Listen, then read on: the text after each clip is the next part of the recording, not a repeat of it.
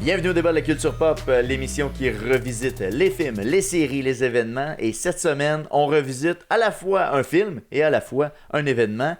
On voit Platoon cette semaine, Will. Oui, ben écoute, il y a toujours une exception à la règle. Cette année, on avait une thématique film québécois. Ouais, film, série, documentaire, là, on était là-dedans cette année, ouais. Et là, on est allé avec Platoon. Ouais.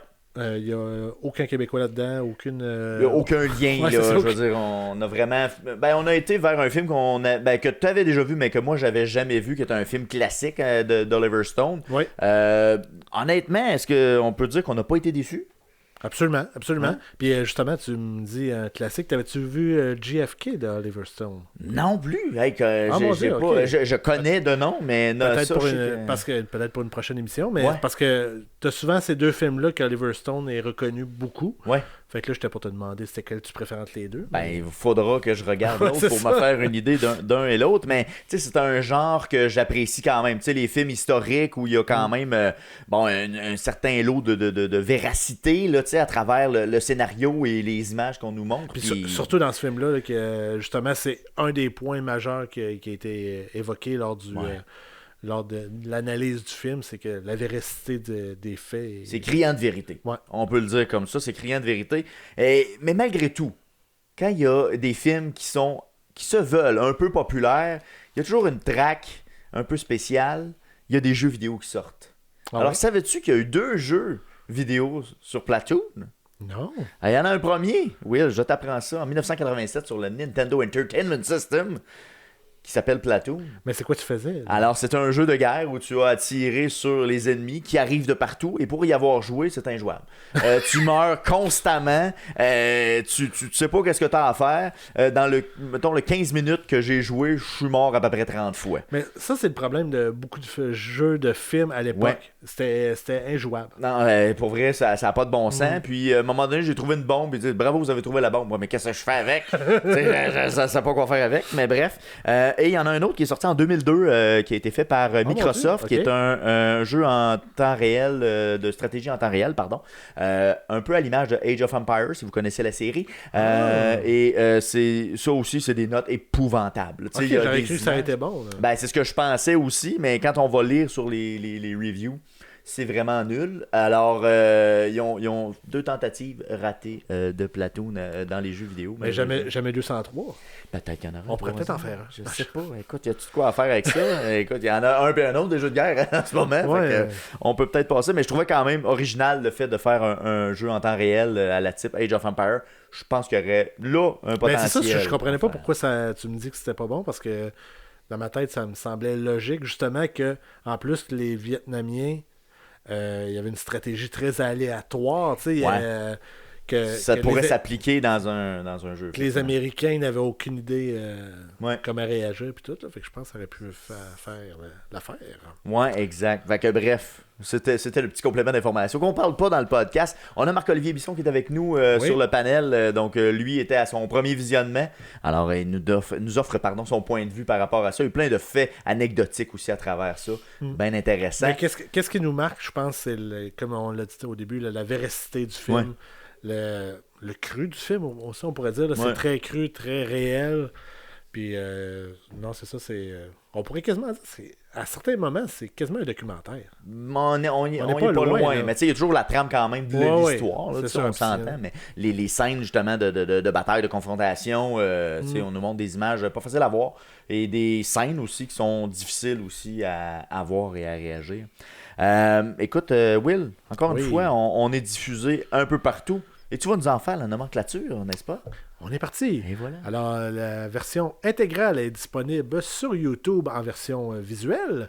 Sinon, une version de 30 minutes est disponible sur le site de la TVCBF. Version podcast audio sont disponibles sur Spotify, Google Podcasts, qui est YouTube Music, je l'oublie tout le temps, celle-là, et Apple Podcasts et Balado Québec. Sinon, on a nos réseaux sociaux qui sont Facebook, Instagram, Twitter, X, Blue Sky et TikTok. Et finalement, tous les mercredis à 20h, on fait un live, un débat de la culture pop live à 20h. Avec des actualités, les sorties de la semaine, on fait des petits quiz, on s'amuse à travers, avec ou sans le panéliste des fois, dépendamment du cas. Mais évidemment, c'est à voir. Et c'est disponible sur Twitch et YouTube également et Facebook. Alors on vous attend là avec plaisir. Puis vous interagissez. Hein? Interagissez. Oui, merci. Avec nous. Très important. Oui. Soyez là. On a les commentaires, évidemment. Vous pouvez commenter en direct là, dans ces cas-là, lorsque c'est en direct. Alors nous, on se joint au 25e bataillon. Cette unité d'infanterie, on s'en va les rejoindre au Vietnam. Ça me tente pas vraiment d'y aller, par contre. Ben, on était un peu avec eux autres, veut pas dans le film. Ouais. On se sent là en même temps parce que le film est assez prenant. Puis on s'en va voir Platoon.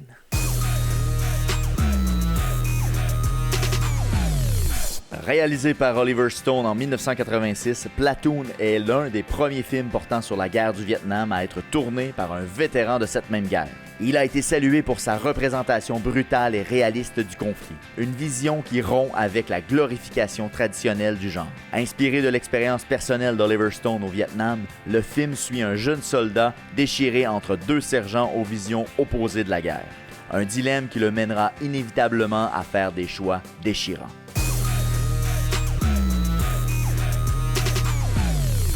Alors, cette semaine, on a regardé le film Platoon, un film d'Oliver Stone de 1986.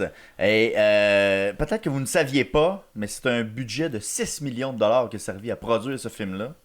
Et il a fait un box-office de 138 millions de dollars. C'est pas rien. Bon rendement. Un gros rendement pour le film de Oliver Stone. Film qui est le premier d'une série de 3. Aussi, donc il y avait d'autres films Platoon qui ont suivi 2 et après. 3? Non, né un 4 juillet, ça c'est le film de 89, et Entre ciel et terre, un film de 93. Mais c'était sur la thématique du Vietnam, de la guerre du Vietnam.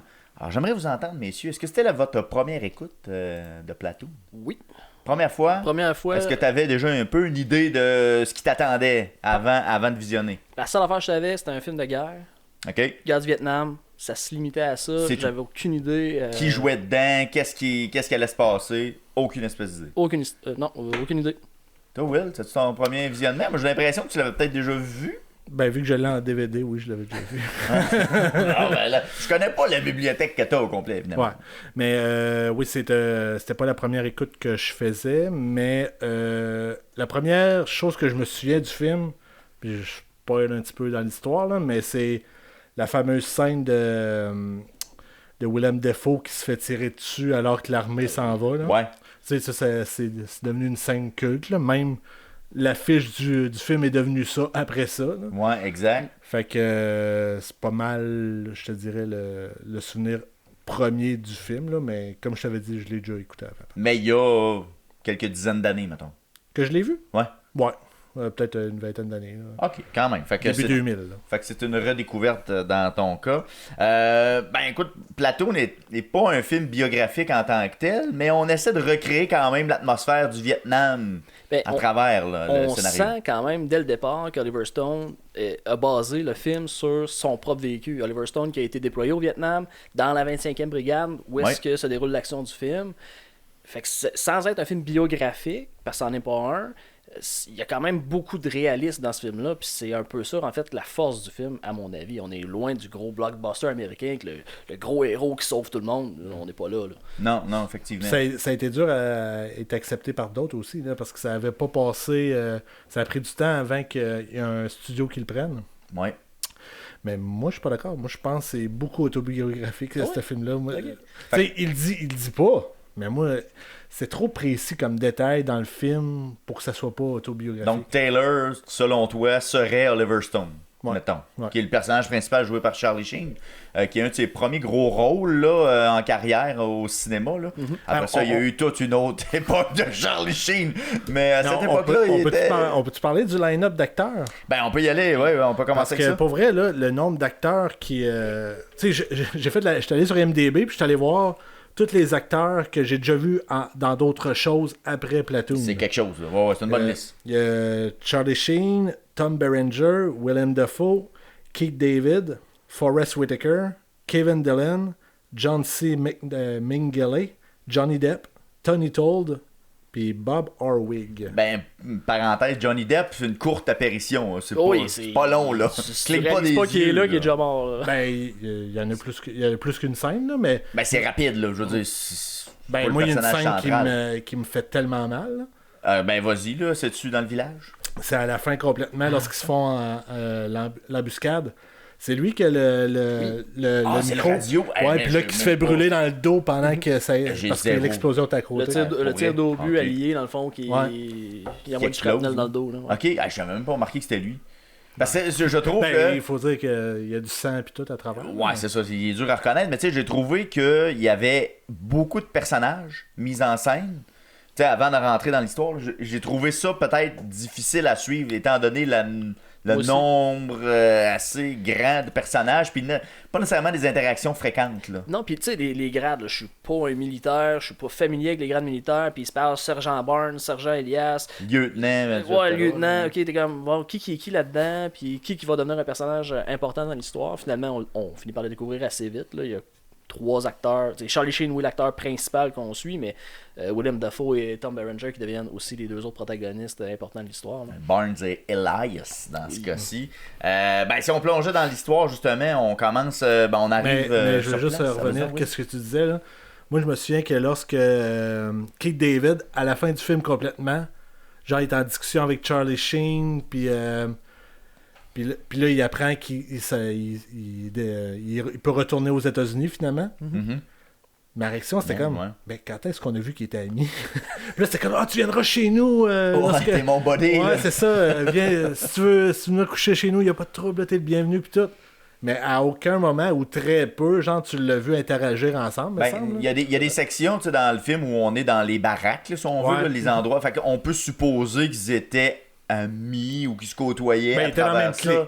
Mais ils étaient dans la même clique, fait qu'on pense que. Mais en même temps, la clique était un peu bizarre parce que dans la clique, t'avais aussi le sergent Barnes qui était dans la clique, mais dans le fond, qui l'était pas vraiment. Puis... il y a des affaires louches qui se passaient dans ces baraques-là.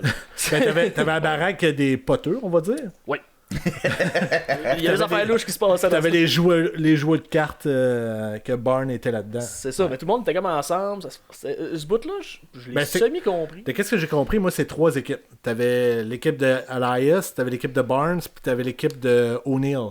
Les unités, si on veut, qui avaient à même le bataillon. Ouais, c'est qui se dirigeait vers une section X là, pour y avancer, puis ils travaillaient ensemble, finalement. Ouais. Mais ils se donnaient des ordres l'un l'autre. En tout cas, des fois, c'était pas clair. Barnes était un alpha dans la gang. Mal, c'est ça, exact. Ils se donnaient un peu la réplique de qu'est-ce qu'on fait, qu'est-ce qu'on fait pas. On arrive sur place. Charlie Sheen, c'est le premier qu'on découvre. Lui, il arrive au Vietnam pour 363 jours, 362 368, un an, en tout cas. C'est parce qu'il nomme le nombre de jours. C'est très important parce qu'on dirait que chaque journée fait en sorte qu'on va sortir de là, finalement. Écoute, on le compte en journée je pense qu'au départ c'est pas important, mais à la fin ça devient. Ouais, c'est ça.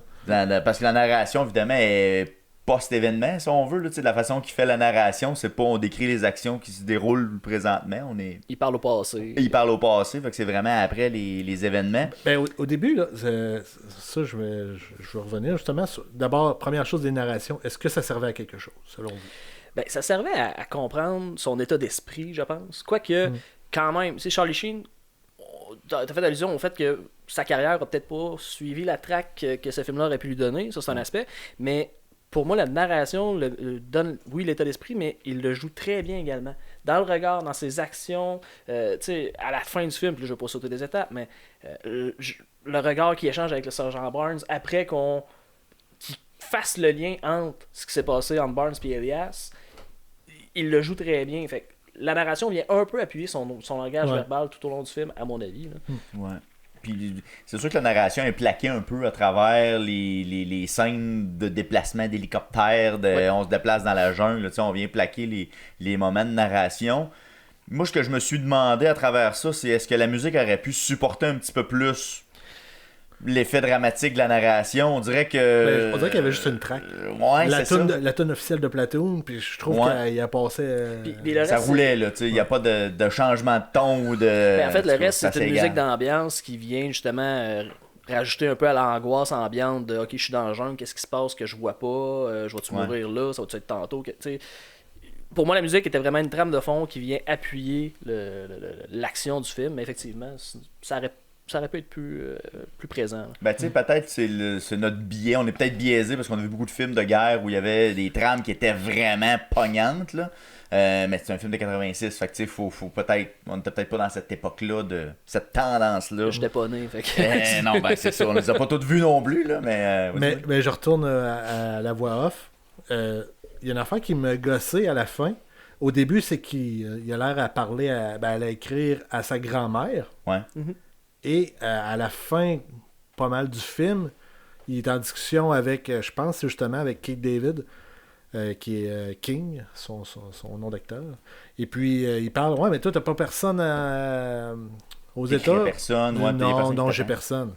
Ouais. Mais là, au début, c'était sa grand-mère. Fait que pourquoi il ment là-dessus? Ouais, c'est ça. Ou est-ce que sa grand-mère est morte entre-temps? J'avais pas remarqué ça, mais t'as raison.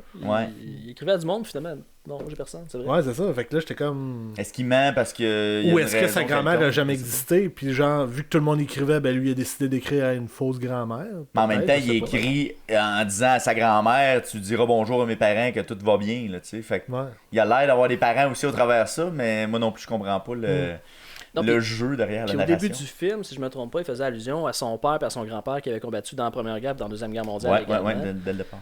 J'espère que je vais les rendre fiers, puis l'espèce de naïveté du soldat qui vient d'arriver sur le terrain. Là. Ouais. Au début, il compte les jours d'une manière, puis à la fin, il les compte d'une autre manière, à mon avis. Il y a hâte que... c'est à l'envers, c'est en descendant. Là, parce que la motivation était à son summum. Je veux dire, t'arrives là, il était volontaire aussi, là, tu sais. Ça aussi, ça rajoute une couche. C'est un lâcheur de collège, qu'est-ce qu'il dit? C'est un lâcheur de collège, effectivement. Fait que tout le monde en est surpris, d'ailleurs, hein, quand on est dans cette scène-là. Comme, t'es-tu malade dans la tête? Ouais, parce que tout le monde sont plus avancés. Ben, c'est ça. Ou même, tu sais, il y aurait pas les moyens d'aller au collège alors que lui semble les avoir. Fait que tout le monde est comme, ben voyons, t'as pas lâché ça, là, tu sais. Pour venir ici. Et puis, tu sais, c'est représentatif quand même d'une réalité aux États-Unis sur l'armée. Tu sais, là, on a l'armée canadienne, on sait que les gars ont quand même des conditions acceptable, là. Je vais pas froisser personne. Aux États-Unis, c'est totalement différent, où est-ce que le recrutement se fait dans des zones sociales très pauvres, peu éduquées, puis que la seule façon de t'en sortir, c'est « Hey, va rendre un service à ton pays, puis après ça, on va s'occuper de toi. » Finalement, c'est un grand mensonge. C'est un autre débat, là. Ouais. C'est tout un autre... Surtout à la guerre du Vietnam, je dirais. Oui. Je reste dans la même vague. J'ai l'impression que les Américains... C'est plus la chair à canon qui cherche plus que des soldats. Ben, surtout... C'est genre, on va les mettre en avant, là, puis à un moment donné, ils n'auront plus de balles. Surtout dans cette guerre-là, où est-ce qu'au total, c'est quoi? On estime à 1,3 million de morts, autant civils que militaires, puis juste du côté américain, 58 000 décès, 300 000 blessés. Ça a été une des guerres les plus violentes pour les Américains. Puis dès le départ, c'est ce qu'on voit, justement. Quand on arrive sur le tarmac, tout ce qu'on voit, c'est le transport en commun de corps morts. Exact. C'est ce qu'on dit dans le film. Ça donne le ton. Quelle meilleure façon, genre, pour un nouveau qui vient d'arriver, d'être accueilli, genre, avec une trolley de décédés à côté de toi. Là. C'est ça le transport en commun au Vietnam. Bienvenue au bureau. Mais là, avant d'embarquer dans le film, là, j'ai une question pour vous. Vas-y. Est-ce que c'est... Là, c'est vraiment une question qu'on pourrait classer de fin, là, mais je veux pas de note à rien. Mais est-ce que c'est un de vos meilleurs films de guerre que vous avez vu ou on n'est pas dans le même range? C'est que ça dépend. C'est très subjectif, on s'entend comme question. Meilleur film en termes de divertissement? Pas nécessairement. Parce que si je passe avec un film et que je veux me divertir, c'est sûr que le gros blockbuster américain... actuel est bâti différemment, l'histoire est bâtie différemment, finalement le héros sauve tout le monde, puis le bien triomphe. Ok, c'est une façon de le voir. Dans ce cas-ci, c'est un excellent film parce qu'il est très représentatif de la cruauté de la guerre. On va y venir très certainement tantôt, la scène dans le village qui démontre le pire du pire de toutes les guerres. C'est très cru, c'est très brut. Les effets spéciaux, on est en 86, c'est peut-être pas les meilleurs effets spéciaux que j'ai vus de ma vie, mais sont placés à des endroits qui sont, à mon avis, c'est bien placé, c'est représentatif de OK, voici la situation, je suis en péril, tu sens la panique des acteurs. Pour moi, c'est très réaliste. Donc, est-ce que c'est un des meilleurs films de guerre, tout dépendamment du point de vue? Pour la réalité du scénario, pour la réalité de la manière que c'était filmé, je pense que c'est un excellent film.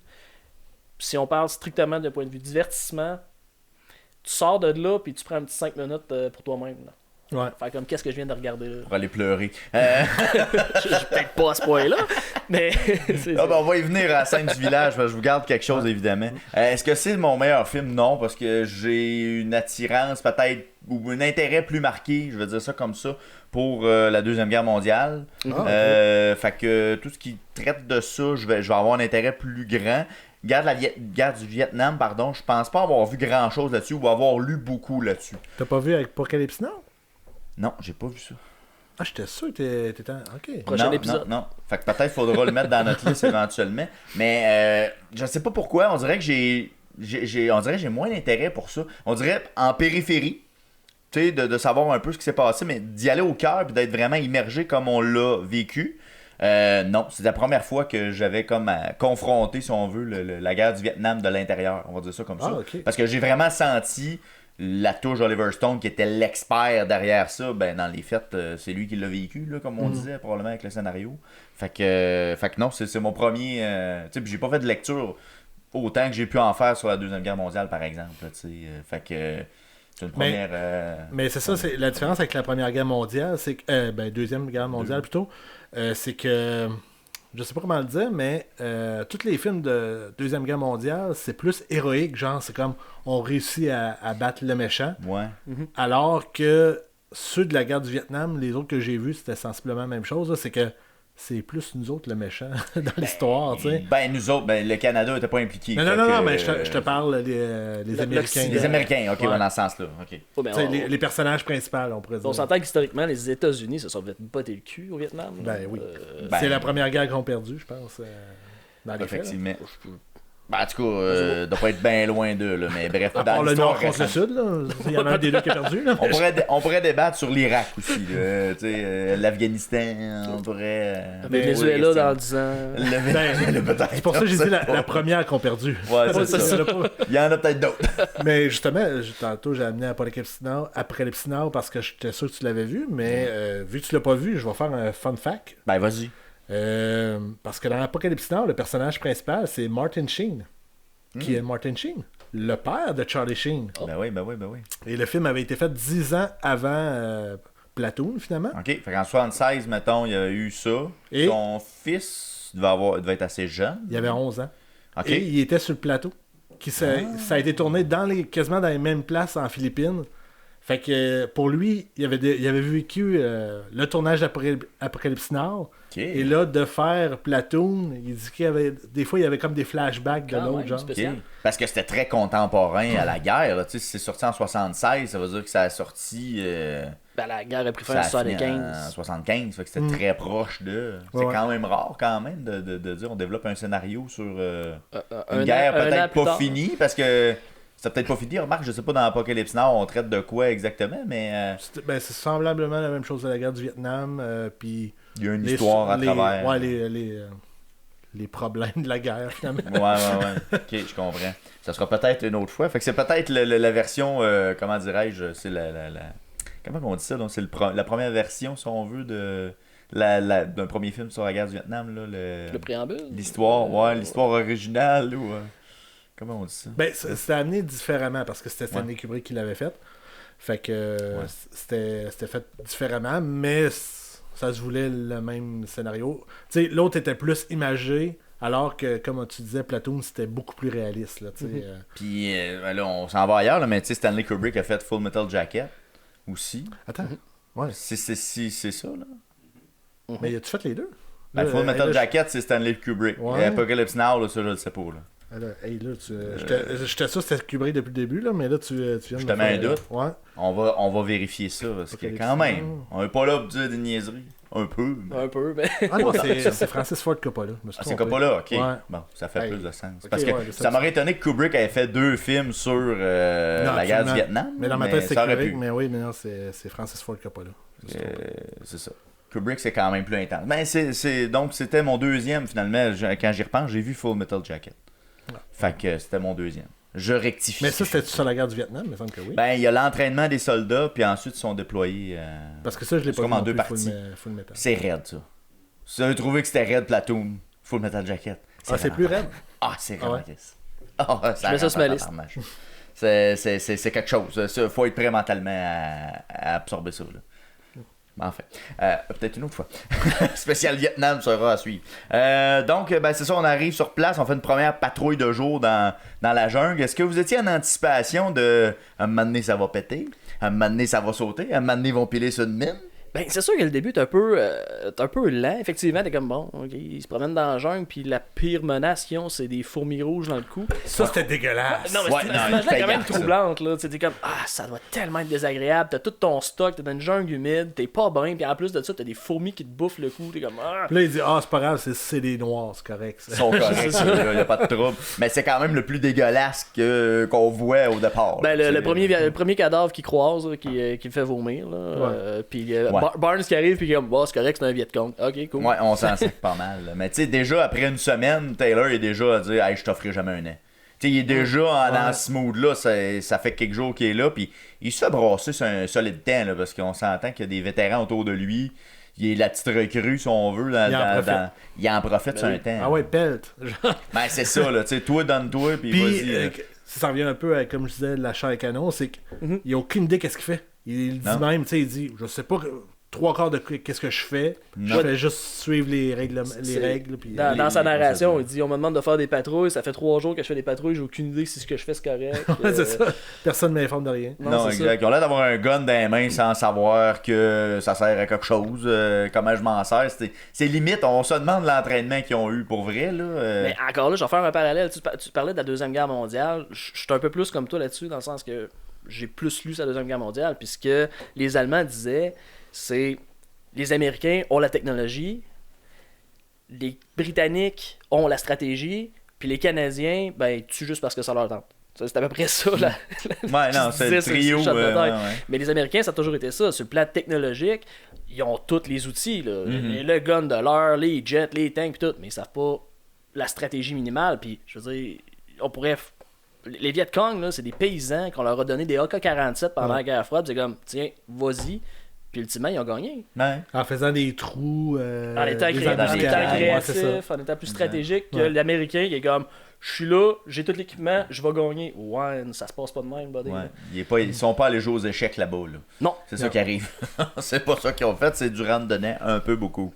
Fait que ben là, après ça, on revient après cette patrouille-là. Il se passe pas grand-chose à part les fourmis. On revient au camp de base. On mange finalement. Puis, on se retrouve dans une patrouille de soir, qui est la première patrouille où il pleut. Est-ce que ça vous a rappelé quelque chose, cette scène sous la pluie? Est-ce que vous avez fait un lien avec un autre film? Jurassic Park. Jurassic Park. C'est mon film préféré, fait que c'est sûr que moi... T'es sûr qu'il y a un T-Rex qui allait sortir à quelque part. Pour vrai, l'éclairage ressemblait beaucoup à ça. Là. Ouais, ça, je suis d'accord avec toi, mais c'était ça que t'allais? Non. Je trouvais que j'ai l'impression que ça a pu inspirer une des scènes dans Forrest Gump, parce qu'il va aussi dans la guerre du Vietnam. Oui, c'est vrai. Ben ouais. Et ça m'a dit, on dirait que c'est l'inspiration. Un autre film de guerre. Mais c'est ça. Ben, quand je disais, c'était en périphérie. Là, c'est pas dans le cœur de. Mais j'ai senti qu'on était dans cette espèce de mood-là où ça a pu inspirer ces scènes-là dans Forrest Gump. Là, c'est pas impossible. Qui étaient mieux faites, là, à mon sens à moi. Là, mais, dans Forrest Gump? Ben, je trouvais. Non? Non. Ben, les scènes de nuit, de pluie, là, juste ce bout-là. Pas le bout dans le village, puis tout. Là, je suis pas là. Ok, ben. Je sais pas, là, parce que ça, c'était des vraies plantes, alors que je sais que pour Forrest Gump, ils ont amené des plantes dans un secteur, puis ils ont fait un décor là, alors que là, ils sont vraiment dans des forêts de Philippines. Fait que j'ai envie de te dire, c'était super bien éclairé. Là. Non, j'ai pas de problème avec ça. Moi. Ok, bon, parfait. Puis ensuite, ben là, la patrouille de nuit. Là, c'est là que le fun commence, non? Ben, ça dépend pour qui. Non, ben, je veux dire, c'est là qu'on commence à avoir un peu d'action. On est quand même 20-25 minutes peut-être dans le film. Là. Ça a été long. Fait qu'on est rendu à un moment où là, il y a un tour de garde qui se fait, puis là, on dit, hey, chum, c'est toi, c'est ton tour. Endors-toi pas. C'est ça la consigne. Mais excuse, je fais une parenthèse. C'est là que, juste avant le début de la patrouille, il parle avec un gars qui présente sa femme. Oui. Et que c'est le seul qui meurt dans la gang. Fait que tu le vois 2 minutes. Voici ma femme. Je suis mort. Terminé. Mais est-ce que est-ce que c'est vraiment de sa faute, vous pensez? T'sais, parce que là, il finit par s'endormir.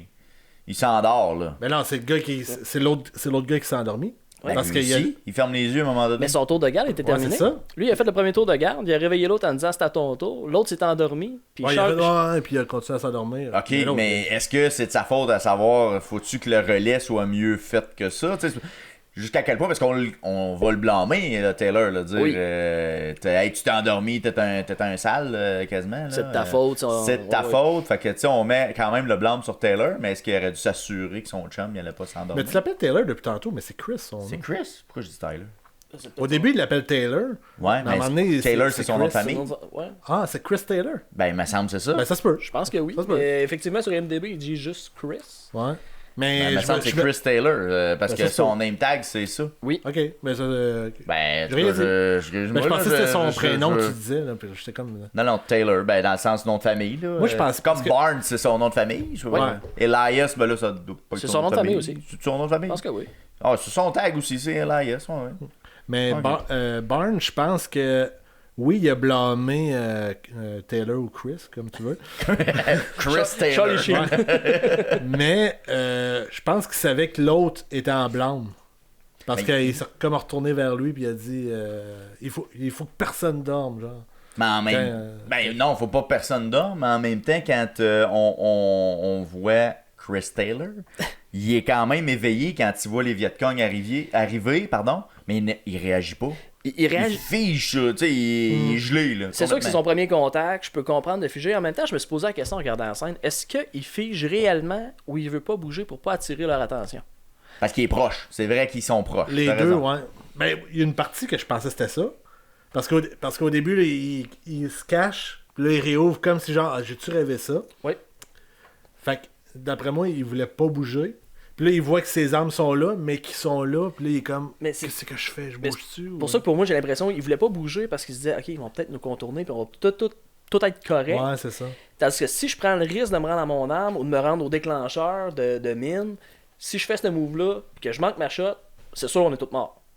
Fait que moi, c'est le même que je l'ai vu. Okay. Il était plus prudent, mais c'est sûr qu'encore là, c'était une question de perception. Un coup qu'il commence à te tirer dessus, puis que les autres, ils dormaient, ils n'ont pas vu toute cette interaction-là. C'est facile de dire, pourquoi tu nous as pas réveillés? Pourquoi, tu sais? Ouais. Puis encore là, j'imagine pas c'est quoi d'être dans une forêt au Vietnam la nuit et te faire tirer dessus. Ben encore là, c'est ça, juste d'identifier c'est qui ton ennemi à travers cette jungle-là, c'est un défi incommensurable. Tu sais, comment tu identifies, t'es pas dans un champ, là, t'es pris à travers des palmiers puis des... Tout le monde était bien en camo vert. La seule différence qu'on peut voir dans le film qui nous permet peut-être de faire la distinction, je sais pas si c'était le même sur le terrain pour de vrai, ça c'est une autre histoire, mais leur casse avec des feuillages. Ouais. C'est la seule affaire que les Américains avaient pas, c'était ça. Mais ouais, c'est ça, mais... C'était tout un camouflage. C'est incroyable. Ben, en tout cas, ça devait marcher, écoute, ils réussissaient à rentrer, écoute, on va le donner. Donc là, après, on retourne... au camp de base, là, puis là, le party punk, je pense qu'on essaie de décompresser. Je sais pas comment vous pouvez qualifier ça, mais... Ouais, et Chris découvre la drogue. Ben là... à travers la bouche d'un fusil. Ça, c'est weird. Vous avez pas trouvé ça weird, ça? Je me suis posé s'il y avait pas quelque chose de sexuel entre Willem Dafoe et Charlie Sheen sur cette scène-là. Je veux dire, Willem Dafoe qui prend une puff, met ça dans la chambre du fusil... pousse la boucane dans le gars avec le masque aussi. Là. Ah, ça, c'était weird. Ouais, aussi. Genre, il met de la boucane dans le masque, puis il se ferme le masque pour aspirer. Ouais. Ben écoute, on ferme le masque, on met ça dans des guns, on ferme les yeux sur ben des affaires, là. Écoute, la bière coule à flot, ça se promène avec des caisses, il n'y a pas de problème. Ben, ils sont fait avoir, par contre. À un moment donné, il part avec sa bière, puis il dit « Hey, qu'est-ce que tu fais avec cette bière-là? » Puis là, ouais, mais je veux dire, de façon générale, quand tu regardes à l'intérieur des chambres des gars, les bunkers, les tentes, c'est rempli de... de bière, de potes, tout ce que tu veux, là. Free for all pour tout le monde. En même temps, ils prennent n'importe qui, fait qu'à un moment donné, ça... Oh, puis il en parle ouvertement dans le film. Là. J'ai hâte de retourner aux États-Unis puis de prendre une bonne puff de Marie-Jeanne. C'est très, très ouvert dans le camp. Là. Vraiment, même pas proche. Là, fait que, est-ce que ça a pu contribuer à leur échec? Écoute, posons-nous la question, c'est quasiment y répondre. Ben, pour vrai, il y avait besoin de décompresser à un moment donné. C'est sûr. Fait que je suis pas sûr que c'est pas nécessaire. Mais... Je donnerais pas un avis professionnel, psychologique ou médical, c'est la question. mais je peux comprendre l'aspect de dire, hey, regarde, je vais peut-être mourir demain, laisse-moi en profiter aujourd'hui. Ouais, mais demain, ça se peut que ça fasse en sorte que tu meurs pareil ou que tu fasses tuer ton job. Puis tu sais, ça se promenait podcast de façon assez générale. Hein? Ça, là, on était lousse là-dessus. Ouais. Là. Je sais pas, là. Ça, je trouvais ça spécial que justement, personne, ou 3/4 avait pas de casse. J'étais comme, c'est la seule protection. Les vestes anti-balles, je peux comprendre de faire chaud, il était tanné. Ouais. Bon, c'est les années 70, on est lousse. Je peux comprendre, là. Mais le casque, il me semble. À un moment donné, Elias, justement, les premiers tours que Chris fait, il est habillé, il a full de stock. Il arrive et il dit, la prochaine fois que tu vas faire un tour, là, viens me voir avant. Puis là, il enlève tout le stock. Il enlève tout le stock parce qu'il dit ça sert à rien. Là, puis ça va plus une couverte, ça sert à rien, elle va se mouiller, t'en as pas de besoin. Ah oui, non, c'est ça, parce que se mouiller, effectivement, ils sont mouillés sur un méchant temps. Puis on voit déjà un peu la dynamique aussi entre Elias et Barnes. Là, je pense qu'on constate l'écart entre les deux gars. Il y a un écart qu'on commence à constater à ce moment-là. Oui, puis tu sais, j'en parlais un peu avant qu'on commence à faire le tournage, mais j'ai lu diverses critiques sur Internet pour faire comme, ok, comment je me sens par rapport à ce film-là. Puis il y en a une qui est ressortie qui a mis des mots un peu sur ce que je voyais à l'écran, à savoir que Barnes et Elias étaient carrément une dualité qui peut être représentative aussi de l'impact de la guerre. Clairement, Barnes est usé à l'os, il est devenu un psychopathe insensible à toute violence. Elias a gardé son côté plus humain. Puis t'as Chris Taylor qui arrive avec ses yeux genre très naïfs de je viens pour sauver ma patrie, puis il voit ces deux-là, puis ok, dans quel camp je me range. Ouais. Puis à la fin du film, là, on voit un peu que cette dualité-là, il l'a en lui-même. C'est comme si genre un représente le mal, l'autre représente le bien, puis en dedans de lui, il est comme, ok, finalement, je suis capable d'être les deux. Ouais. Oui, parce que clairement, il est les deux. Il n'y a pas un côté qui a gagné sur l'autre. Là. Non. Ou sinon, il y a peut-être un. Ouais, il y en a peut-être un qui a gagné sur l'autre. Je sais pas. On va y venir à la fin. Je vais avoir une question pour vous par rapport à ça. Parce que... Mais Barnes, est-ce que la guerre, il a fait ça ou il était ça avant? Ça, c'est une bonne question aussi. Magané comme il était, on peut dire que ça a laissé des traces, là, la guerre, physiquement et mentalement, là, clairement. Là, mais encore là, l'aspect physique du personnage aussi, la grosse cicatrice dans le visage, me laisse. Est-ce que c'était un choix esthétique voulu dans le film? Comme, ok, il est clairement usé, c'est pas son premier tour, puis lui, c'est ça sa vie, puis il vit bien avec ça. Ou est-ce que d'autres sont là, je vais faire mon année, puis je m'en vais? Il y a un effet dur à cuire que ça ajoute, là, nécessairement, avec puis même sur le corps, il y a des blessures aussi corporelles présentes. Là. Avant de continuer là-dedans, là, on va aller au village. Ça vous tente-tu? ça me tente pas, mais c'est un passage au village. Écoute, je sais pas pour vous, là, souvent on pose la question en cours de podcast, c'est quoi votre scène la plus marquante dans le film? C'est celle-là. Y a-tu autre chose que ça pour vous avant qu'on y rentre? Il y a autre chose, oui, mais c'est la seule scène que je me souvenais de mes écoutes antérieures. Quand même, fait que c'est parlant, ça. Tant qu'à moi, puis Will parlait à la fin, au début de la scène, un peu plus à la fin, où est-ce que William Dafoe se fait tirer dessus par... Elias se fait tirer dessus par plein de Vietcong alors que les autres sont escortés en hélicoptère. Oui, elle est marquante, elle est frappante, c'est une scène hollywoodienne dans les règles de l'art, mais est-ce que c'est elle la plus marquante? Honnêtement, non. Pour moi, le village est beaucoup plus marquant de par sa cruauté. C'est cru, c'est violent. C'est ça, mais c'est moins vendeur sur un poster. Non, c'est sûr. C'est sûr. Il n'y a pas moyen de faire un poster qui se tient avec ça. Non, puis tu sais, quand je dis c'est cru, c'est violent, c'est pas une violence gore à la décadence qu'on est habitué de voir. Ok, il y a un malade mental qui tue du monde avec des mécanismes. Non, là, c'est vraiment juste la cruauté pure de... Tu m'écoutes pas, je vais te tirer une balle dans la tête, ça finit gratuit, là. C'est gratuit. Complètement gratuit. Là. Vous autres, c'est quoi le bout qui vous a plus frappé, justement, dans cette scène-là? On peut la décortiquer, si vous voulez. Ils rentrent dans le village, là, et puis on essaie on fait comme une inspection au début. Là. On enquête un peu, y a-tu des Vietcong, on essaie de voir, y a-tu des armes cachées. Il analyse le riz, il dit le riz, il y en a pour une armée ici. C'est ça, fait qu'il y a beaucoup trop de stock, fait que là, ça allume des lumières, puis là, on constate qu'il y a des caches. Hein? Puis dès le début, ils sont en haut de la colline, ils arrivent au village, il y en a un qui s'en va en courant, pas de question, pouf, je te tire, puis allez le fouiller. Qui serait... Comment dirais-je? Ça pourrait, on va dire, être normal dans les circonstances. Dans les circonstances, c'est ce qui s'en vient après. C'était pas le pire, mettons, dans l'histoire. Non, c'est ça, là, tu sais. C'est quand même quelqu'un qui s'enfuit, là, tu sais. Oui, mais tu sais, ça donne tranquillement le ton. Il y a comme un crescendo de... de violence qui commence à ce moment-là. Après ça, dans le village, tu vois que les soldats américains à ce moment-là, il y a de la gratuité qui se donne. Il y a un cochon qui est là, pouf, gonne le cochon. Pourquoi? Mais on revient, par contre, ils arrivent tout juste d'une embuscade qu'ils se sont fait avoir. Fait que là, ils ont perdu des membres d'équipe. Ils sont très... Ils sont craqués, là. Ils ont les nerfs à vif, ouais, c'est ça. Ils sont à vif, puis là, tu sens que ça va glisser, ça va chier. Là. On le sent dès le départ parce que, bon, il y a dans une des maisons, là, je pense que c'est le premier qui meurt. Il arrive dans la maison, il y a une personne avec une vieille dame qui sort du lit. Puis là, il y a comme toujours un sourire, puis là, il fait comme « Hey, pourquoi tu souris, mon écœurant? Tu me comprends? Arrête! » Unijambiste, puis... Ouais, tu vois qu'il est handicapé, là, tu sais, il y a quelque chose, là, tu sais. Mais pas juste ça, il est handicapé physique, peut-être avoir un handicap mental, barrière de la langue. En plus. Tu sais, je veux dire, t'es chez vous, il y a des soldats américains qui arrivent avec des guns, ils te parlent une langue que tu connais pas, comment tu réagis? T'es comme... Ah, c'est ça, là, puis là, probablement, je sais pas si c'est une déformation de sa figure qui fait en sorte qu'il souriait, mais ça ait fait péter les plombs. Je me souviens plus le soldat qui... C'est Chris? C'est Chris. C'est Chris qui sac du volet? Non, Chris tire du gun pour qu'il le fasse danser. Ouais, pour le faire danser, mais celui qui finit à job, c'est lui avec la queue de castor en arrière. Ouais, c'est ça qui est comme une touffe de quelque chose. Je me souviens pas de son nom. C'était Kevin Dillon, là, c'est Bonnie. Son nom, Bonnie. Fait que c'est une queue de lapin. Non, pour la chasse.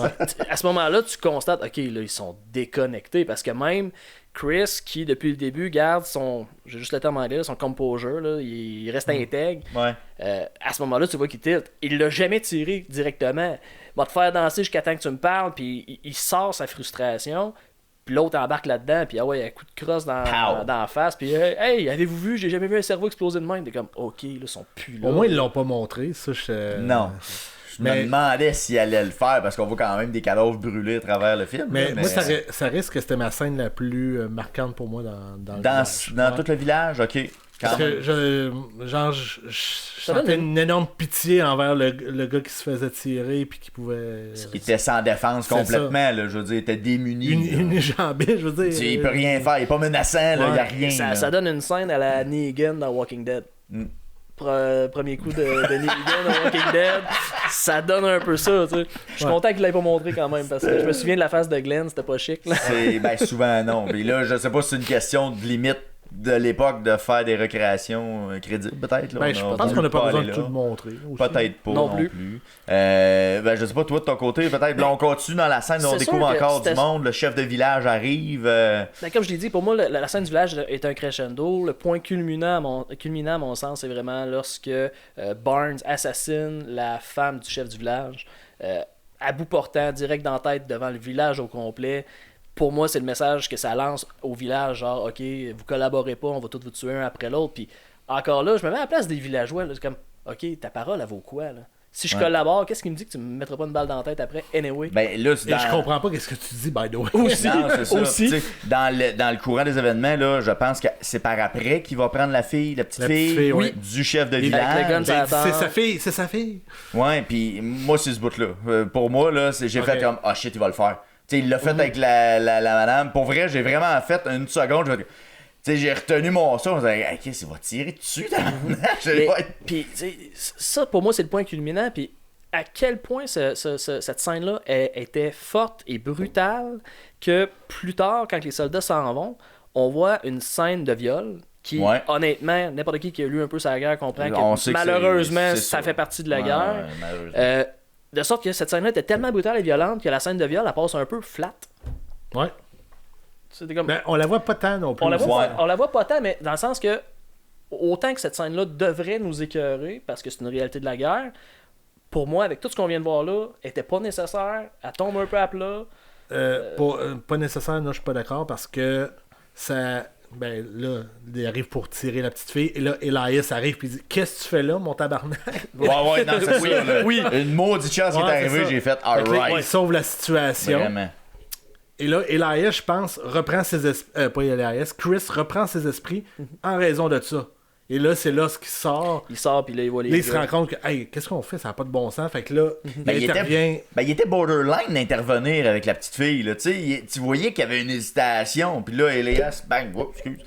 Elias, il arrive, bang! Là, c'est là qu'il rentre, il le plaque au sol. Mais là, encore là, son hésitation, pour moi, de la manière que je le voyais dans son acting, dans la manière qu'il le représentait, pour moi, c'était une hésitation qui était liée au fait que c'est un subordonné à Barnes.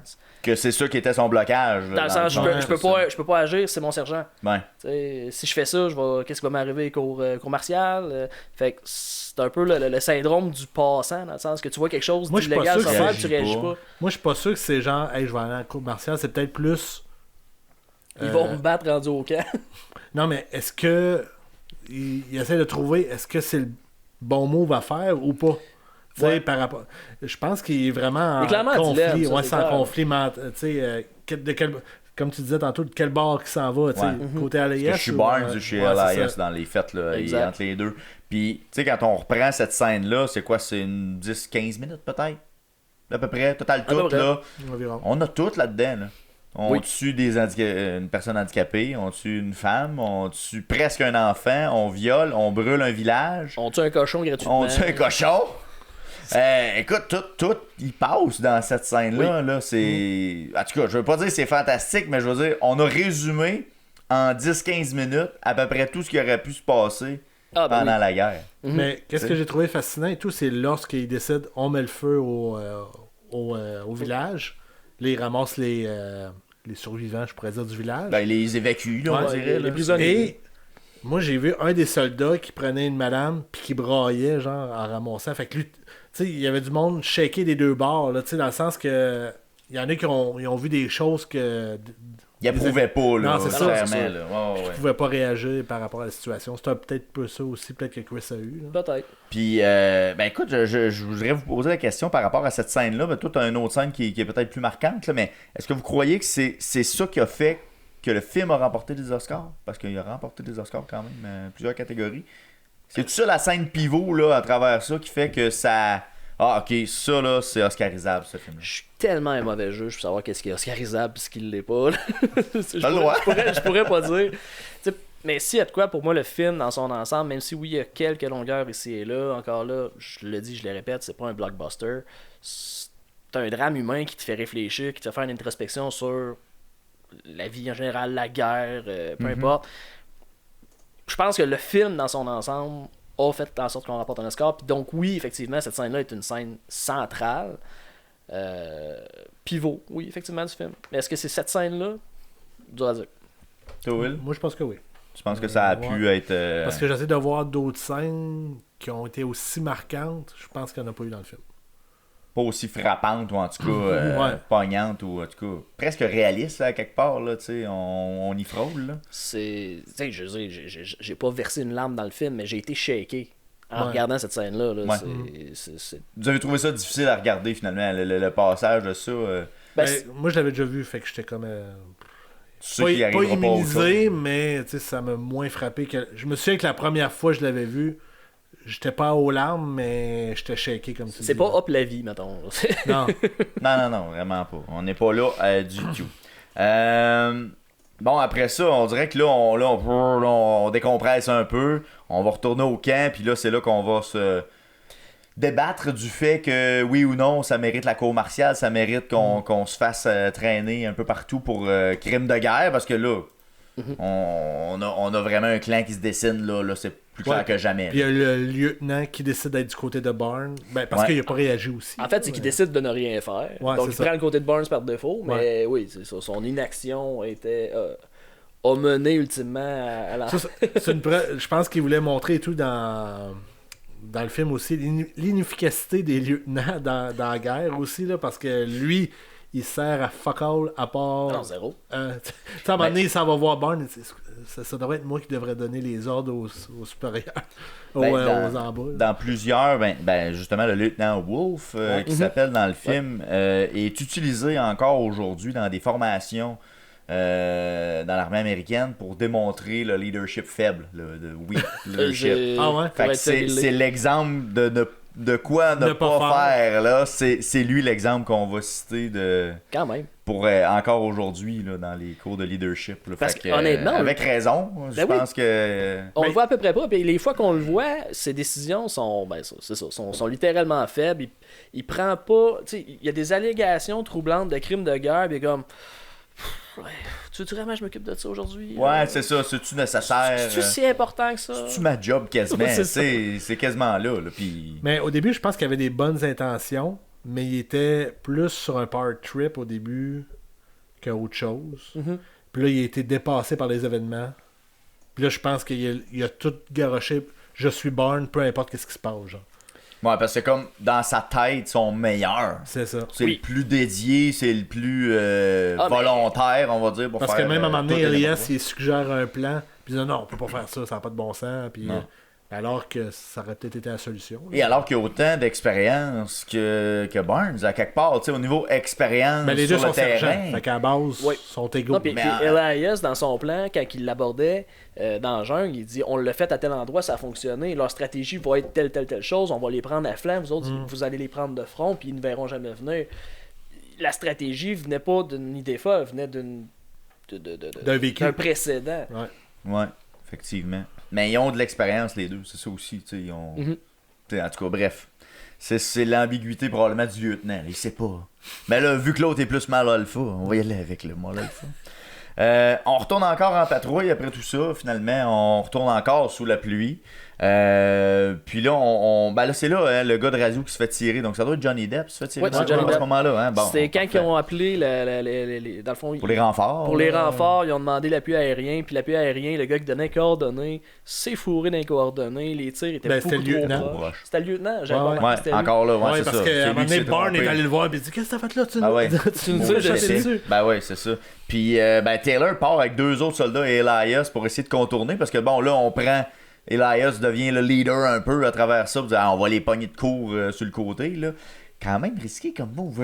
Quand on regarde ça, tu fais comme tabarnache, il était pas nombreux. Ben, il c'est était parce une que gang l'autre c'est bord. le là. lieutenant qui a décidé de pas lui donner des soldats. Il a dit vas-y 2-3, là, puis ça va être correct. Ben Elias part pas de casse non plus. Ouais, C'était une autre fois. C'est une autre fois. Encore. Mais Elias, par contre, il avait sa stratégie dans le sens que lui, il voulait voyager léger. Autant pas de staff que lui-même. Pas de staff, pas d'équipement ou à peu près. Là, c'est Mais tu vois, risqué. c'est pas fou, parce qu'encore là, je reviens sur la Deuxième Guerre mondiale. C'était une des stratégies des Canadiens quand ils ont Ouais. abordé Juno Beach. Les Américains, eux autres, c'était on y va par vague. Puis c'est pour ça d'ailleurs que ça a été un bain de sang sur Omaha. Tandis que sur Juno Beach, les Canadiens ont fait non, nous autres, on court. Puis on traverse. Puis c'est pour ça que les Canadiens ont eu du succès. Fait que je me pose la question, parce que je sais qu'après la Deuxième Guerre mondiale... Est-ce que Elias était canadien? Non, mais je sais qu'après la Deuxième Guerre mondiale, les Américains ont étudié justement pourquoi les Canadiens ont eu autant de succès sur Juno, et la vitesse d'exécution et la simplicité du plan ont été pour beaucoup. Est-ce qu'à ce moment-là, l'idée d'Elias c'était de dire, regarde, le but c'est d'être rapide, on va être furtif, puis on sera à notre objectif rapidement? Je soulève le point en apportant un point historique. Parce qu'il avait pas l'air d'avoir connaissance de l'adversaire en face. Là, on savait pas combien ils étaient. C'était-tu piégé à grandeur? Il n'y avait pas d'informations sur rien. C'était ultra risqué quand même. C'était kamikaze. Là. Vraiment kamikaze. Puis ben c'est à ce moment-là Elias finalement se retrouve assez loin, perdu. Barnes décide qu'il s'en va le chercher. Il va le chercher pour vrai. Là. Il a saisi l'occasion. Le gros plan sur les yeux de Elias qui fait « Hey, c'est mon ami! » Ah, le C'est tabac. pas mon ami. Mais tu vois, ça, j'ai trouvé ça bien fait. Ouais. On le savait sans le savoir que ça allait arriver. Puis quand tu vois le plan, ses yeux qui changent, t'es comme « Ah, je suis content de te voir. » Oh shit, je suis pas content de te voir. Ouais, t'es pas le bon que je pensais. Mais est-ce que avez-vous cru qu'il lui tirerait seulement dans la jambe, par exemple, ou vous étiez convaincu qu'il allait le descendre? Pourquoi il a retiré sa jambe? Ben, pour qu'il soit HS, hors service, puis qu'il s'en retourne. Non, mais il T'sais, tant qu'à tirer. Parce que lui, en le tirant, c'est pour éviter la cour martiale puis tout ça. Ah, j'avoue. Moi, je suis quelqu'un de naïf et d'optimiste dans la vie. J'étais sûr qu'il allait comme faire « Ok, je reviens à mes sens, ça vaut pas la peine, je te tirerai pas. » Ok, toi, t'étais dans ce Fausse peur. scénario-là. Le Brotherhood va prendre le dessus. Moi, j'aurais pensé à un friendly fire, là, tu sais. J'essaie de tirer un Vietcong. Wow, je t'ai tiré dessus, je m'excuse. Il était juste 2 après Non, tout. Là. Il aurait pu dire en arrière de toi, il y avait du monde. tu sais. Mais jusqu'à la dernière minute, moi, j'étais comme « Ah, il fera pas. » Puis là, il se met à tirer, je suis comme « Shit, il l'a fait. » Ouais, effectivement. Moi aussi, j'ai quand même. En tout cas, je suis resté bête aussi de cette scène-là, que finalement, il allait aller jusqu'au bout. Que... Mais c'est là que tu vois pas d'amis, où ce que Barnes est rendu dans son Il thinking. n'y a aucune limite. Lui, ouais. c'est My Way or the Highway. Puis si tu penses pas comme moi, t'es l'ennemi. Il était très Limp Bizkit. Oui. Avant son temps, ça a inspiré Fred Durst. Puis là, à la fin de cette scène-là, on embarque les morts, les blessés à travers les hélicoptères. Je sais pas si vous avez remarqué dans l'arrivée de l'hélicoptère où les couvertes sacent le camp. Oui, puis que les cadavres J'ai trouvé que c'était criant de vérité, ça. Pour vrai, j'ai l'impression que c'est vraiment comme ça que ça devait se passer. Oui. C'est l'expertise d'Oliver Stone, je pense, qui a embarqué. J'ai l'impression, parce que là, j'avais vraiment l'impression de vivre, d'être à travers leurs yeux, là, de dire, ok, ça a dû arriver pour vrai. C'est pas peaufiné pour garder une image, puis non, t'as raison, effectivement, les couvertes partent au vent, les cadavres brûlés, ensanglantés. Qu'on expose maintenant, là, avec ça. J'ai trouvé que cette scène-là, courte ou soit-il, là, mais j'ai trouvé que ça venait rechercher encore le réalisme, puis ça me permettait de me dire, hey, ça rend crédible tout le reste. On dirait que ça venait valider dans ma tête. Ce que je suis en train de voir, là, il y a un fond de vérité là-dedans, très certainement. Bref, c'est ça que je voulais dire. Puis on découvre qu'Elias n'est pas mort. Non. Il sort de la jungle. Mais ça aussi, en courant au ralenti. C'était quand même une scène forte. Moi, j'étais convaincu qu'il était mort. Même si au début, j'étais comme, non, il va pas tirer dessus. Finalement, j'étais convaincu qu'il était mort. Et là, tu le vois sortir, t'es comme, oh oui, allez le chercher, là. Allez le chercher, comment l'atterrisser. Puis là, tu vois toute la trolley de Vietcong qui est en arrière. Puis il y a un peu de désespoir de faut aller le chercher. Ouais, mais si on va le chercher, on va tout y passer. Non, c'est ça, là, on peut pas le sauver. Là. Ça, la réaction comme ça, là, qui réagit comme ça, c'est du acting de Willem Dafoe sur le fait. Ouais, sur le fait. Parce qu'il dit dans les faits, l'hélicoptère passait par-dessus ses yeux. Fait qu'il regardait l'hélicoptère. Venez me chercher. Venez me chercher, genre. OK. Je vois. Mais c'est bien pensé parce que moi, je me demandais c'était qui, justement, sur l'affiche parce que c'est pas clair. Non. Puis je me demandais, c'est-tu Chris qui est sur l'affiche? Tu sais, c'est lequel? C'est Barnes, je l'ai dit. Non, mais je me demandais vraiment c'était qui, là, tu sais. Je veux dire, à un moment donné, je me doutais qu'on allait la voir, cette scène-là, parce que c'est très marquant, puis le poster l'est. Mais c'est ça, je me doutais pas que c'était à ce moment-là qu'on allait le voir. Mais il y a eu une parodie qui a été faite de cette scène-là. Hein? Ah, vas-y. Dans Tropic Thunder, je sais pas si vous avez vu. Ah oui, film. Ok, ça fait longtemps, par exemple. Avec Ben Stiller qui se fait tirer pendant 10 minutes. Oui! J'avais oublié ça. Oui! Ok, ouais, non. Voilà, avec les feux d'explosion en arrière pis tout. Là. Oui. Ah, Colin. Ah, ça, c'est bon, pareil. Mais là, je pense que Barnes, il a l'air cave, là, par exemple. Parce qu'il annonce à tout le monde, Elias, il est mort, on va pas le chercher. Ben, c'est ça. Il a l'air d'un épais. C'est là que Charlie Sheen, Chris, il regarde Barnes, puis là, Barnes fait... Il se baisse les yeux, fait que là, lui, il comprend. Oh. C'est un des seuls moments de faiblesse de Barnes. Ouais. D'ailleurs. Effectivement. Là, il est pogné culotte à terre, là, vraiment. Ouais. Mais on reste avec que des soupçons et pas de preuves. Parce qu'il y a que Barnes qui a constaté la mort d'Elias. Par quel miracle qui est revenu à la vie, c'est pas impossible. C'est ça. Fait qu'on reste avec des soupçons, fait qu'on se dit, Chris, il va s'en tirer encore, l'écœurant. C'est ça qu'on. En tout cas, moi, c'est ce que je me suis dit à ce moment-là du film. J'ai dit, il s'en sort encore. Il a tiré sur un frère d'armes. Il va s'en sortir encore. À vrai dire, moi, je pense. Je pense qu'il était pas sorti du bois à ce moment-là. C'est lorsqu'il est allé confronter les gars dans la planque. Là. Ouais, c'est la scène suivante. Ouais, c'est ça. Ouais. C'est là qu'il a réussi à reprendre le dessus sa situation. Ah, je veux dire, c'est un bon manipulateur, puis le fait qu'il y a le pouvoir pour le backer, les autres ont peut-être plus tendance à faire comme, ok, c'est correct, moi le croire, il y en a assez fait dans cette guerre-là, on va y se donner un lousse. C'est pas nécessairement une bonne façon de réfléchir. Là. Mais tu sais, sa tactique, c'est l'intimidation, là, clairement, de tout le monde. Fait comme, gars, moi j'ai peur de personne, tuez-moi si ça vous tente. À qui ça fait penser? Je sais pas, au sud. Ah, ok, je sais pas s'il y a ces couilles-là, par exemple. Mais... Bref, mais tu sais, il y a vraiment, après ça, il est comme, tu sais, on s'en fout, là. Tout ce qui arrivera après, arrivera. M'en contre fou, il n'y a pas de limite. En faisant ça, il sait c'est qui les problèmes pour lui, là. Fait que c'est Chris, il lâchera pas le morceau. Et tout bonnement, ils reçoivent leur appel pour retourner aux États-Unis. Lui, il reste là, tu sais. Lui, en fait, il est condamné à vivre la guerre jusqu'au bout, d'une certaine manière, Barnes, là. Mais ouais, lui, je sais pas s'il va retourner. Je pense que lui, il est fait pour être là. Je pense que oui. Lui, genre, parce qu'il y en a qui voulaient pas partir, je pourrais dire. Tu sais, comme Bonnie, justement, à un moment donné, il parlait dans le trou. Je suis bien ici, moi. Genre, je tue du monde. La vie est belle. Tu sais, ouais, c'est ça. Puis, ça, puis le Club Med, là, c'est à peu près pareil. Les activités à tous les jours. Écoute, vraiment. Les activités diverses. C'est répétitif un peu, par exemple. Mais il y a une panoplie. Puis là, ben, on se dirige vers la scène finale, vers la dernière attaque. Je fais une parenthèse. Moi, dans ma première écoute, dans mes souvenirs, je pensais que la scène avec Willem Dafoe, c'était dans les dernières scènes du film. Ouais. Okay. Fait que là, je m'en vais voir. C'est la fin du film. Il restait il reste une demi-heure. Une grosse demi-heure encore, là, qui est la dernière attaque de nuit, où là, on vient mettre en lumière un peu plus les pièges que les Américains ont dû passer. C'est pas une attaque, ils se font attaquer. Ils se font attaquer, c'est ça. Exact. Ils se font attaquer, mais tu constates qu'il y a des pièges quand même à travers la jungle, que peut-être on a moins vu, peut-être. Là. Et pourtant, c'est très bien documenté. Là. Les Viettes ont été très créatifs sur leur environnement, les mines cachées. Des fils un peu partout pour déclencher des mines. Des trappes souterraines. Je dirais même au début, on voyait plus les Américains en faire. Oui. Je me souviens de gens, ils plaçaient des fils justement pour se protéger. C'est sûr qu'on est peut-être plus loin dans la guerre, fait que là, ils sont adaptés pour imiter l'adversaire, ou enfin, c'est un peu ça. Puis là, tout pète. Là, on est vraiment là. C'est le free for all. Là, c'est le free for all vraiment. T'as même un Vietcong qui rentre dans un des bunkers qui se fait sauter. En fait, c'est le bunker des commandants qui sont en train de regarder une carte. Puis là, boum! Puis tu le vois arriver en courant, puis là, tu dis. C'est un kamikaze. C'est ça, on dirait qu'il sort de nulle part, là, bang, il se fait sauter. Là. Mais c'est ça, mais à travers tout ça, il y a beaucoup d'actions qui se passent. Je pense que c'est le bout le plus actif dans le film, en tout cas. Là, oui, tu sais, il y a des scènes de guerre dans la forêt, mais on dirait qu'ils sont plus camouflés. Tu vois les balles siffler, mais l'environnement plus sombre laisse moins paraître ça. Tandis que là, tu es dans un environnement plus clair, plus clairsemé. Là. Ouais.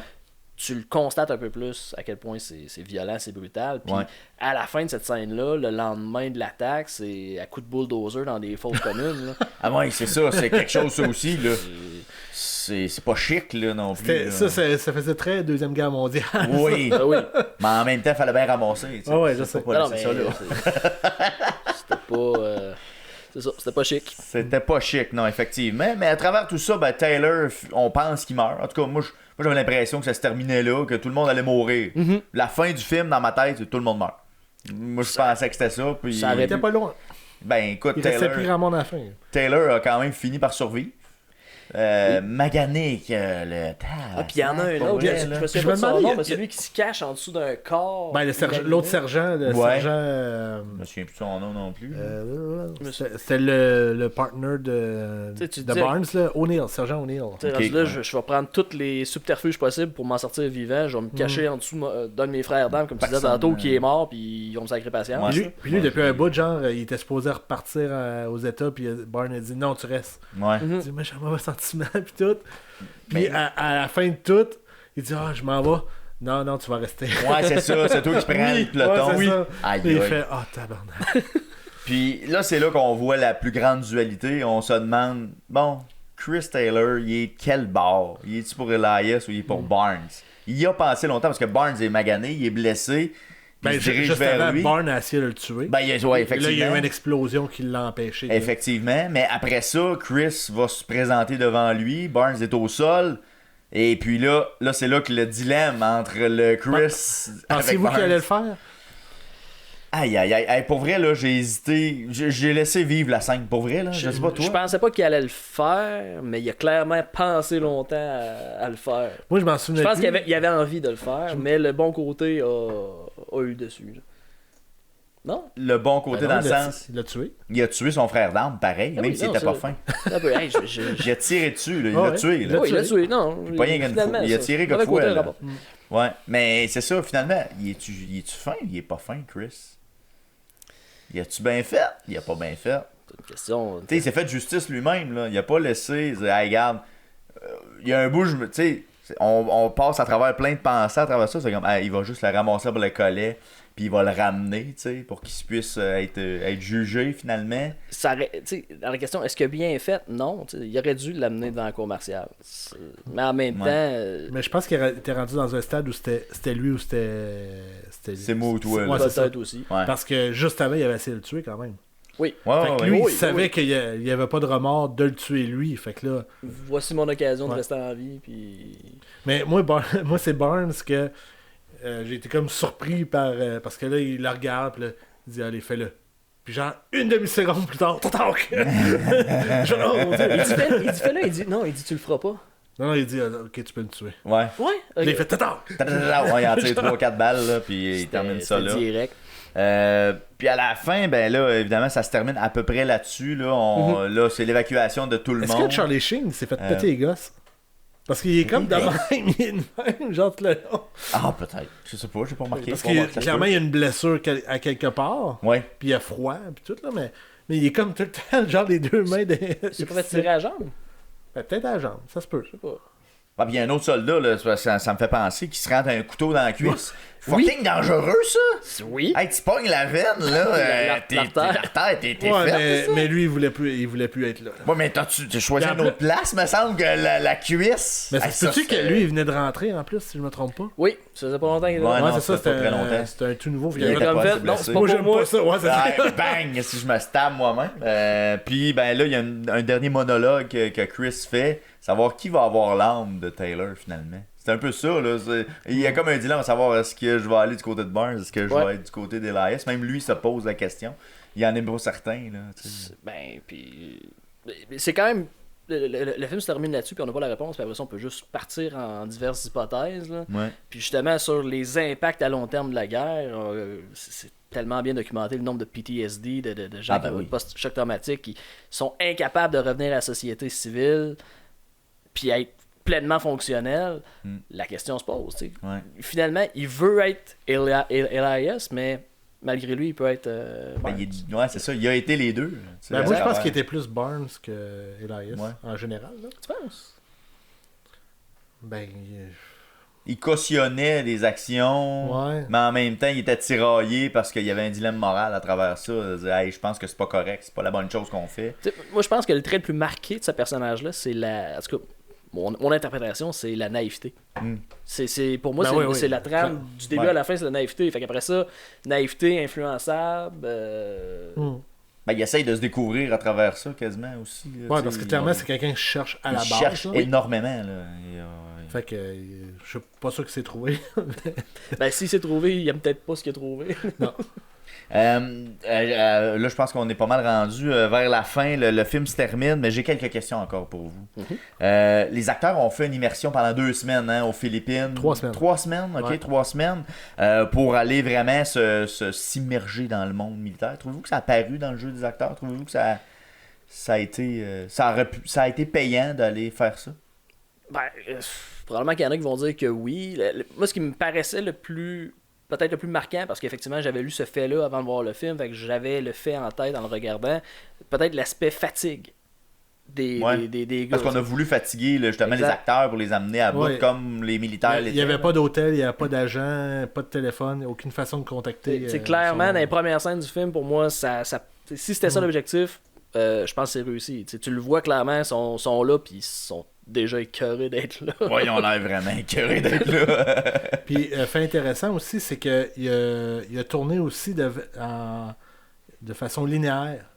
C'est-à-dire, il y a scène par scène. Chronologique? Ouais, chronologiquement. OK. Fait lorsque, mettons, quelqu'un mourait dans le film, ben, il le voyait plus le lendemain. Là. C'est sûr que sur l'aspect psychologique des acteurs, ça peut avoir un impact. Ça allait travailler aussi. Mais je sais que Willem Dafoe, il en a parlé, là, puis il avait bien aimé ça. Charlie Sheen aussi, il a dit que ça avait... Mais techniquement parlant, c'est complexe, je veux dire, d'être capable de faire des choses. Des juste scènes. Là. Le training des 3 semaines, là, c'était comme... C'est spécial aussi à faire, là. Parce que c'est pas tous les acteurs qui accepteraient d'être... puis d'ailleurs, avec cet entraînement-là, c'est là qu'il a décidé tous les grades des personnes. OK. Ouais. Comme les sergents, pourquoi ils sont devenus sergents, c'est à cause du training, puis la façon créée. Fait que le casting n'était pas fait d'emblée, il l'a comme bâti. Ouais, c'est ça. Il y avait son crew, je pourrais dire. Il était peaufiné après. Il était peaufiné, ouais, c'est ça. Ah, ouais, quand même. Puis, tu sais, on a, comment dirais-je, tu sais, l'immersion, même avec ça, tu sais, c'est quand même juste 6 millions de dollars, tu sais, pour le budget du film. En même temps, 6 millions en 86. C'est pas tant que ça. Tu sais, pour un film avec autant d'effets spéciaux, autant de déploiements, autant de matériel, il y en a des acteurs, là, c'est pas rien qu'un, il y en a du monde là-dedans, ils ont tous payé 20$. Qu'est-ce que c'est que là, je suis comme 20$, viens jouer un Vietcong, tu sais. Peut-être les Philippines, c'était pas trop cher côté. Mais aussi, qu'est-ce qui est drôle, c'est que lorsque Willem Dafoe est arrivé en Philippines, ben, il est arrivé en guerre civile. Oui, c'est vrai. Parce il était dans son hôtel, puis là, ils ont dit OK, il y a une guerre civile, on va te sortir au plus vite possible. Mais il dit non, c'était correct, c'est une guerre c'est vraiment pacifique. Fait qu'il dit, moi, je suis allé dans la rue avec le monde, ça a bien été. Ça, c'est de l'immersion. Oui, c'est ça. Aïe. Dernière question que j'aurais pour vous, parce que je pense que c'est unanime, vous avez apprécié le film, là, de façon générale. Je vous demanderai pas vos notes, mais j'aimerais savoir quel message on a voulu passer à travers ça. Qu'est-ce qu'on a voulu nous apprendre, nous montrer, nous faire vivre à travers ça? Y a-t-il un message que vous pensez qui reste de ce film-là? Le message général, c'est clairement qu'il n'y a personne qui gagne dans une guerre. Il n'y a que des victimes, ultimement. Là. Que des perdants. Il n'y a que des perdants. Puis je pense que ça... Surtout, on regarde, le film est sorti en 86, ça va également dans le fait que les Américains, ça a fait l'objet de plusieurs centaines de contestations, de manifestations. La population américaine ne voulait pas aller au Vietnam, ne comprenait pas pourquoi on y allait. Bon, contexte de la guerre froide, l'URSS, puis la peur du socialisme, là, finalement. Du communisme.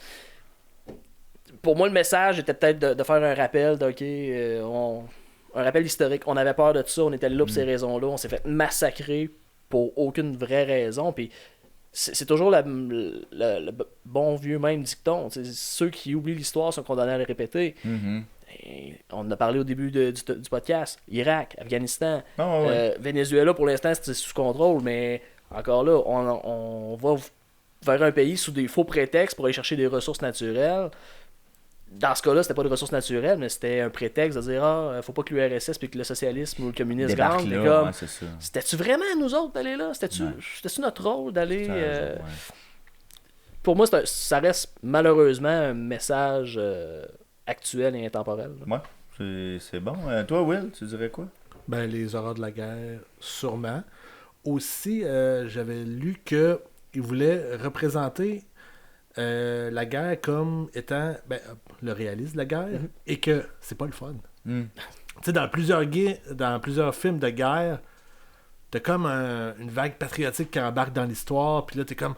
je serais allé, moi aussi, tu sais, mettons. Ouais, c'est quasiment un film d'enrôlement. Il n'y a aucun moment dans ce film-là que tu fais « Hey, c'est fait pour moi. » J'aurais aimé ça y aller. C'est genre un grand pied de serpent venimeux, là. Ouais. Moi, je me reconnais là-dedans. Ça, là, c'est mon... c'est cool. Merci d'avoir expérimenté ça avec nous, Marco. Merci beaucoup. Merci de l'invitation, c'était toujours un plaisir. On se revoit une prochaine. Certainement. Merci.